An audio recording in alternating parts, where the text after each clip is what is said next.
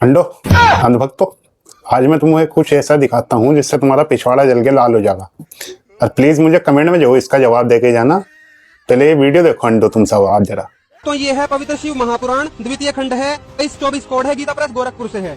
इसमें आ जाओ कोटि रुद्र संहिता के अंदर अध्याय नंबर 12। यहाँ पे देखो शिवलिंग की कथा दी हुई है। जो दारू नामक श्रेष्ठ वन है, वहाँ नित्य शिव जी के ध्यान में तत्पर शिव भक्त ब्राह्मण रहा करते थे। ये तीनों कालों में शिव जी की पूजा करते थे और नाना प्रकार के स्तोत्रों से उनकी स्तुति किया करते थे। परम भगत थे ये शिव जी के। वे शिव भक्त श्रेष्ठ ब्राह्मण किसी समय समिधा लेने के लिए वन में गए हुए थे।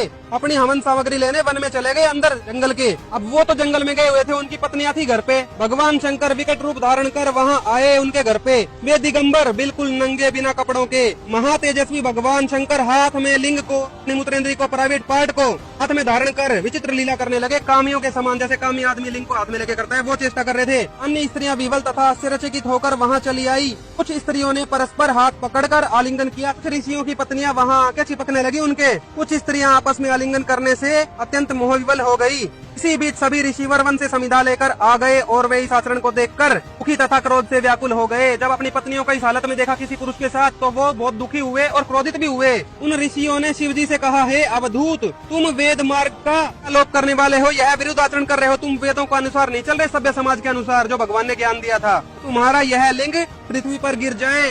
लिंग के कटने का श्राप दे दिया ऋषियों ने।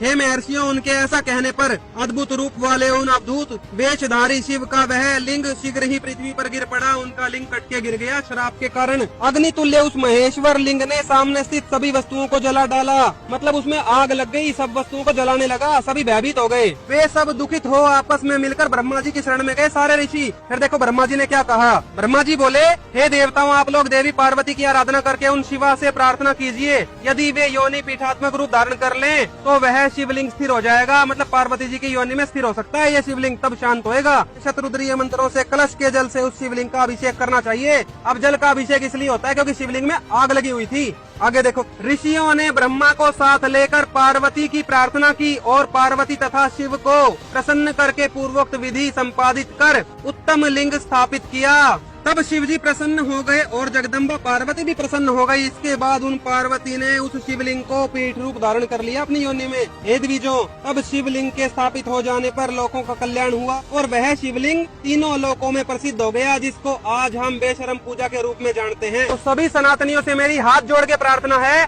इस बेशरम पूजा से बाहर निकलो, इसकी वास्तविकता समझो। अगर असली आदि सनातन धर्म को समझना चाहते हो, मोक्ष प्राप्ति चाहते हो,